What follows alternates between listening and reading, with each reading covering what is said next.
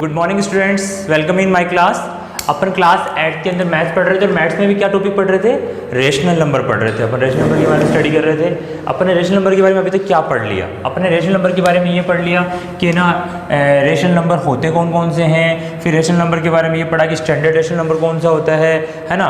ये अपन ने ये चीज़ें सारी इसके अंदर स्टडी कर ली। अब इसके अंदर बाद में अपन ये पढ़ रहे थे कि इनकी रेशनल नंबर की ना एडिशन के अकॉर्डिंग प्रॉपर्टी क्या होती है ना। सब्ट्रैक्शन ऑफ, सबसे पहले अपन ने इसके अंदर एडिशन ऑफ रेशनल नंबर पढ़ चुके। क्या पढ़ चुके? Addition of rational number. Addition of rational number, additional of rational number अपने प्रीवियस क्लास में पढ़ा था। अपन ने क्या पढ़ा? एडिशन ऑफ रेशनल नंबर अपन ने क्या पढ़ा कि कोई भी रेशनल नंबर अपन ने पढ़ा था। रेशनल नंबर कौन से होते हैं? वे नंबर जो p अपॉन क्यू की फॉर्म में होते हैं और q नॉट इक्वल टू 0, उनको अपन ने रेशनल नंबर बोला था। और फिर अपन ने जैसे मान लो कि 1/2 प्लस 3/4, 3/5, ये अपन ने कोई दो रेशनल नंबर ले लिए। इनका एडिशन कैसे करते थे? अपन ने सबसे पहले क्या कहा कि इन दोनों नंबर का आपको एलसीएम लेना है। इनका एलसीएम कितना आ गया? 10। फिर इस नंबर को आप इस नंबर से पहले क्या करोगे? डिवाइड करोगे। अपन ने 10 को 2 से डिवाइड किया तो अपने पास क्या आया? 5। और जो नंबर्स अपने पास रिसीव होता है उसको ऊपर वाले से मल्टीप्लाई करना होता है। तो अपने पास क्या आ गया? 5। पहले वो 2 को 10 से डिवाइड किया तो अपने पास आया 5। 10 डिवाइडेड 2 क्या आया? 5। और ये 5 1 से मल्टीप्लाई होगा तो क्या जाएगा? 5। बीच में किसका साइन था? प्लस का। फिर 5 से 10 को डिवाइड करेंगे तो क्या आएगा? 2। और 2 को अपन ने 3 से मल्टीप्लाई किया तो क्या आया? 6। आंसर क्या आया मेरे पास? 11/10। 11/10। ये फ्रैक्शंस ऐसे भी लिख सकते हैं, लेकिन नॉमिनेटर और डिनोमिनेटर, अगर नॉमिनेटर बिग और डिनोमिनेटर छोटा हो तो इसको और अपन थोड़ा सा शॉर्ट फॉर्म में लिख सकते हैं। कैसे? देखो, इसका मीन क्या होता है कि 11 को अपन को 10 से डिवाइड करना है। तो मैं इसको ऐसे नहीं कर सकता क्या कि 11 डिवाइडेड 10 कितनी टाइम डिवाइड होगा? 1 टाइम डिवाइड होगा। यहाँ क्या बच गया मेरे पास? 1। अब कोई नंबर इससे डिवाइड हो सकता है क्या 10 से? 1 नहीं हो सकता। तो अपन इसको ऐसे नहीं लिख सकते क्या? ये जो 1 अपने पास है उसको तो यहाँ लिख दो, जो रिमाइंडर वाला है उसको ऐसे करके यहाँ लिख दो, और जो अपने पास बचा ये अपन जिससे डिवाइड किया वो यहाँ लिख दो। तो इसको अपन ऐसे भी लिख सकते हैं 1/1 मल्टीप्लाई 1/10, 1 मल्टीप्लाई 1/10। तो ये दोनों ही सही है। अपन इसको इस फॉर्म में भी लिख सकते हैं और इस फॉर्म में लिख सकते हैं। इस फॉर्म में कब लिखेंगे? कि जब नॉमिनेटर बड़ा और डिनोमिनेटर स्मॉल हो, तब अपन इसको इस फॉर्म में भी लिख सकते हैं। ठीक है, ये चीज़ें अपन ने प्रीवियस क्लास में स्टडी की। अपन ने पढ़ा था एडिशन ऑफ रेशनल नंबर, और इन नंबर्स को अपन नंबर लाइन में किस तरह से शो करते हैं ये भी मैंने आपको कल बताया था। अब देखो नेक्स्ट, अब जो नेक्स्ट है वो टॉपिक क्या है अपना? एडिशन हो गया। अब पढ़ेंगे अपन सब्ट्रैक्शन ऑफ रेशनल नंबर। अब पढ़ेंगे अपन सब्ट्रैक्शन ऑफ रेशनल नंबर।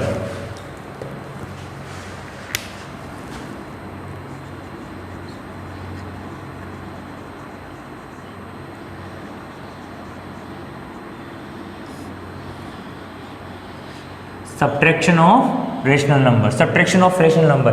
पहले देखो, रेशनल नंबर तो अपन पढ़ ही चुके। कौन से नंबर्स होंगे? वे नंबर जो p/q की फॉर्म में होते हैं उनको अपन ने रेशनल नंबर बोला। अब सब्ट्रैक्शन का मतलब क्या होता है? दो रेशनल नंबर को सब्ट्रैक्ट करना।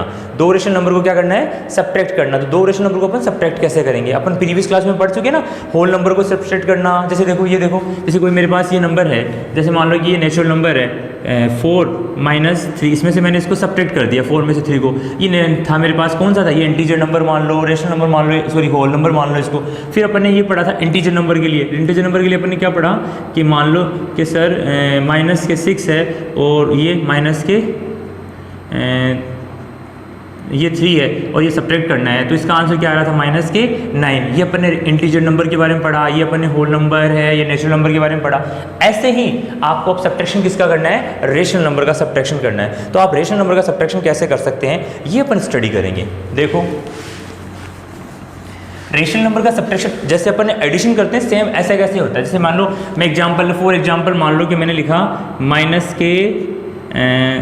मैंने लिख दिया कि 1/7 माइनस के, और यहाँ लिख दिया 1/5।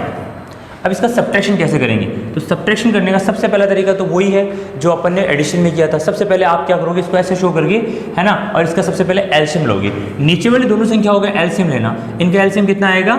35। देखो, एलसीएम लेने का तरीका क्या होता है? आप ऐसे ले सकते हो 7 और 5। इसको किससे डिवाइड करेंगे? 5 से। तो यहाँ पे 7 वैसा का वैसा 1, फिर यहाँ पे 5 सॉरी, फिर यहाँ पे 7 तो 1 1, फिर अपने पास ये आ गया। अब ये नंबर इन दोनों को मल्टीप्लाई करेंगे तो क्या आएगा 75। अगर दोनों नंबर अलग अलग है और अगर मान लो इसमें आ रहे तो इसको, अगर दोनों नंबर है ना इवन नंबर है और दोनों अगर इस तरह से आ रहे तो उनको आप मल्टीप्लाई करके भी इनका एलसीएम निकाल सकते हो। अब देखो सबसे पहले अपन क्या करेंगे 7 से इसको डिवाइड करेंगे।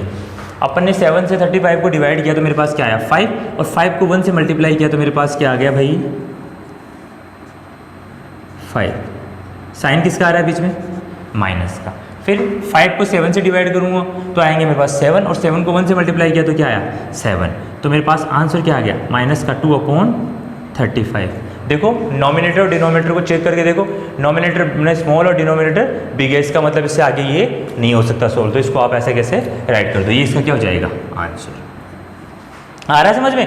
सब्ट्रैक्शन और एडिशन केवल और केवल यहाँ पे साइन का फर्क है और सेम मेथड होता है उसको सोल्व करने का, है ना। चलो अब नेक्स्ट करते हैं अपन। देखो थोड़े से और आपकी बुक्स में दिए हैं वो एग्जाम्पल सोल्व कर लेते हैं अपन, ठीक है।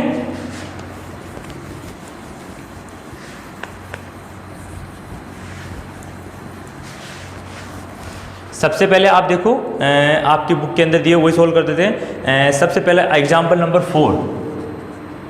एक मैं आपको एक चीज़ बोल रहा हूँ, ये जो भी चीज़ें मैं आपको इसमें बोर्ड पे करवा रहा हूँ, देखो मैथ्स का आपको कोई पीडीएफ नहीं मिलेगा। आप ऐसे सोच के बैठे हो कि मैथ्स का पीडीएफ आएगा उसको देख के हम होमवर्क करेंगे, नहीं, आपको कोई पीडीएफ नहीं मिलने वाला मैथ्स का। सारे के सारे आपको बोर्ड से ही जो आपको वीडियो में मिल रहे हैं उन्हीं को आपको देख के और फिर उनको आपको करने हैं नोटबुक में, क्योंकि आपको देखने की जरूरत ही नहीं है। जैसे आप इसको ना आप वीडियो को देख रहे हो, देखने के बाद आपको समझ में आ गया अभी कैसे करना है, तो उसको आपको खुद सोल्व करने हैं सारी चीज़ें। और एक चीज़ और ध्यान रखनी है, आपको प्रॉपर तरह से सारा वर्क करना है। ऐसे नहीं कि आप ऐसे लिखने लग गए कि ना जैसे वर्क नहीं कर रहे। देखो वर्क करने का तरीका क्या होगा, जैसे सबसे पहले जैसे मान लो आपने हर चीज़ की हेडिंग डाल के फिर उनको लिखोगे। अब जैसे मैं एग्जांपल करवा रहा हूँ, सब्ट्रैक्शन ऑफ रेशनल नंबर, ये हेडिंग होगी। इसके बाद इसका जो मैंने है ना आपको ना जो एग्जाम्पल यहाँ पे पहले वो करवाया वो लिखोगे, फिर इसके बाद जो मैं एग्जाम्पल करवा रहा हूँ वो आप इसको सोल्व करोगे पहले। ऐसे कैसे, ऐसे नहीं कि सीधे आप एक्सरसाइज करने लग गए। सारे एग्जाम्पल आपको ना आपकी फेयर नोटबुक में करने हैं, ठीक है, और ये सारे चेक होंगे आपके।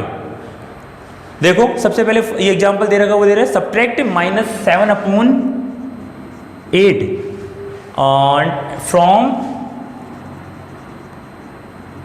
5/8। तो ये क्या बोल रहा है अपने को कि आपको 5/8 में से माइनस के 7/8 को सब्ट्रैक्ट करना है। तो सब्ट्रैक्ट फ्रॉम -7/8 फ्रॉम 5/8 सोल्व करते हैं। तो सबसे पहले क्या लिखेंगे 5/8 लिखे, फिर अपन को क्या करना है सब्ट्रैक्शन, तो सब्ट्रैक्शन का साइन, फिर देखो माइनस का 7/8, ठीक है।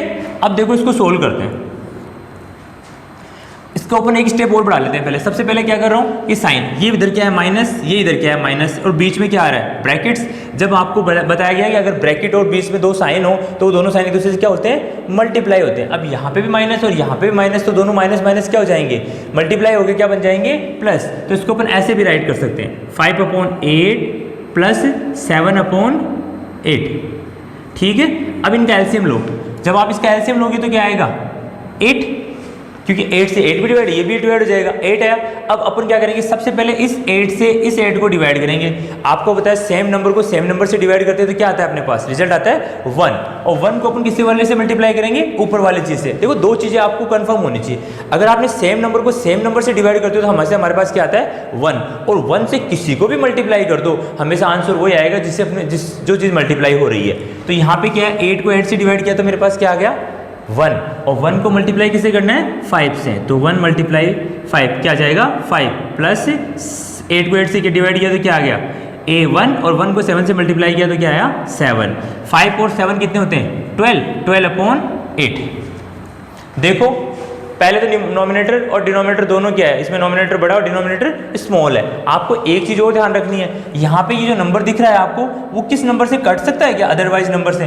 देखो आप इसको काटना स्टार्ट करोगे ना तो इसमें 2 से डिवाइड हो सकता है, ये भी 2 से डिवाइड हो सकता है ना, और ये भी 2 से डिवाइड हो सकता है। तो मैं इसे 2 से डिवाइड करता हूँ तो यहाँ आता है 6 और यहाँ आता है 4, तो मैं इसको यहाँ राइट कर रहा हूँ 6 और 4। अभी भी देखो ये 2 से डिवाइड हो रहा है तो मैंने उसे वापस 2 से डिवाइड किया तो यहाँ ऊपर तो क्या आ गया 3 और यहाँ नीचे क्या आ गया 2, ऊपर तो आ गया 3 और नीचे क्या आ गया 2।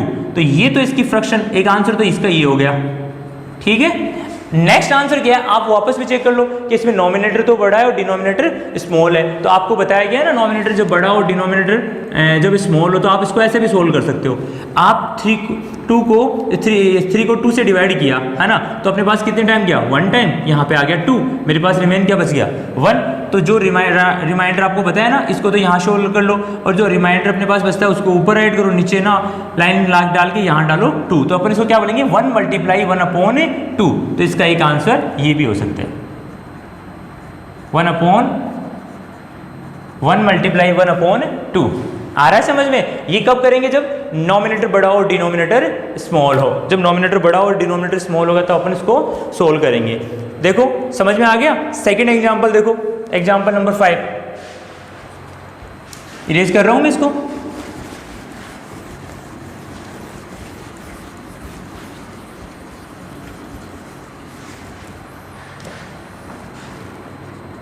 एग्जाम्पल नंबर 5, एग्जाम्पल नंबर 5 में हमें क्या दे रहे हैं, सब्ट्रैक्ट -3/8 फ्रॉम -5/4। सब्ट्रैक्ट करना है -3/8 फ्रॉम -5/4।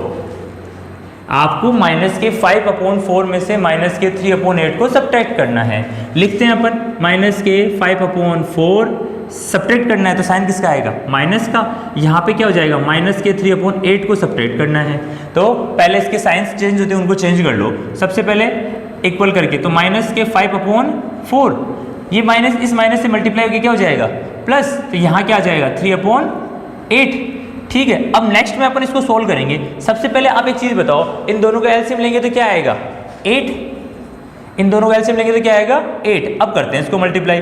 4 को डिवाइड करेंगे 8 से, 8 को डिवाइड करेंगे 4 से, तो क्या आएगा अपने पास, 2। और 2 को मल्टीप्लाई करना है 5 से, तो 2 × 5 क्या हो जाता है भाई, 10। साइन किसका आ रहा है, माइनस का, तो ये क्या हो जाएंगे, -10। नेक्स्ट देखो इधर साइन किसका है, प्लस का, तो आपने यहाँ क्या लगा दिया, प्लस। 8 को 8 से डिवाइड किया तो क्या आया, 1, और 1 को मल्टीप्लाई किया 3 से, तो यहाँ पे 3। तो अपने पास क्या आ गया, -7/8। देखो नॉमिनेटर स्मॉल है, डिनोमिनेटर बिग है, इसका मतलब इसको आगे और सोल्व नहीं कर सकते। ये इसका क्या हो जाएगा, आंसर। देखो ध्यान से,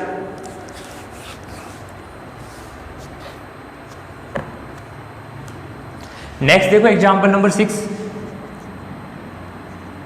एग्जांपल नंबर 6 क्या दे रखा है, अपने को दे रखा है कि -5/9 और -1/2/11 इन्होंने दे दिया 9/ ये -2/11। देखो ये आ रहा है क्या, हाँ ये दे दिया आपको। अब इसको सोल्व करना है आपको, इसको क्या करना है, आपको सोल्व करना है, इसको आप सोल्व करना है। ठीक है, देखो पहला तरीका तो मैंने आपको बताया, इसको ऐसे सोल्व करेंगे तो यहाँ पे क्या जाएगा, 5/9 माइनस माइनस क्या हो जाएंगे, प्लस, तो 2/11। देखो ये चीज़ अपने पास आ गई। अब सबसे पहला काम क्या होता है, इनका एलसीएम निकालना, है ना। एलसीएम निकालने के लिए मैंने आपको इसका बताया हुआ है कि आप क्या करो, इन दोनों को अलग से लेके एलसीएम निकाल लो, है ना। और अगर 2 नंबर अलग लगे तो उनको इससे मल्टीप्लाई भी कर लो, है ना। एक आपकी बुक के अंदर अभी एक नया मेथड और दिया हुआ है, तरीका दे रखा है आपको समझाने के लिए कि ना इसको एलसीएम कैसे निकाल सकते हैं। एक तरीका और होता है एलसीएम निकालने का, आप जो ये नीचे वाले दोनों नंबर है ना, उन दोनों नंबर को सेम कर लो तो भी इसका एलसीएम की तरह हो जाए। इसको हम वैसे भी सोल्व कर सकते हैं, अगर इस सवाल को अपन चाहें तो वैसे भी सोल्व कर सकते हैं। कैसे, देखो इन्होंने दे रखा है, मैं बता देता हूँ आपको। जैसे ये दे रखा है 5/9, है ना, इसको ऊपर नीचे किससे मल्टीप्लाई कर दो, 11 से। यानी जो ये नंबर आ रहा है उसको ऊपर नीचे इससे मल्टीप्लाई कर दो, इसको इससे मल्टीप्लाई कर दो, तो अपने पास क्या आ गया यहाँ पे, देखना ध्यान से, है ना। और ये 2/11 मल्टीप्लाई 9/9, तो अपने पास क्या आ गया, 18/99। देखो नीचे के दोनों के नंबर सेम आ गए। कैसे आए सेम, इस नंबर को इन दोनों से मल्टीप्लाई कर दो, इस नंबर को इन दोनों से मल्टीप्लाई कर दो, है ना। तो अपने पास क्या आ गया, ये नंबर आ गया। मैं आपको ये तरीका बताता हूँ पहले ना, फिर उसके बाद में अपने वाला भी कर लेंगे। अब जैसे ये नंबर बन गया अपने पास, क्या बन गए, 55/99 और प्लस ये इसकी जगह तो ये आ गया ना 50 ये, और प्लस इसकी जगह क्या आ गया, 18/99। अब इनका एलसीएम दोनों का लेंगे तो सेम नंबर है, तो वही नंबर आ जाएगा 99। अब 99 को अपन 99 से डिवाइड करेंगे तो क्या आएगा, 1, और 1 को ऊपर वाली संख्या से मल्टीप्लाई कर लो तो 55, और इसमें भी ऐसे ही होगा 18। अब दोनों को सोल्व कर लो आप आराम से, सोल्व करेंगे 55 में से अगर अपन ने दे दिया तो क्या है 60, 70 और 73, 73/99। इसका आंसर क्या आ रहा है 73/99।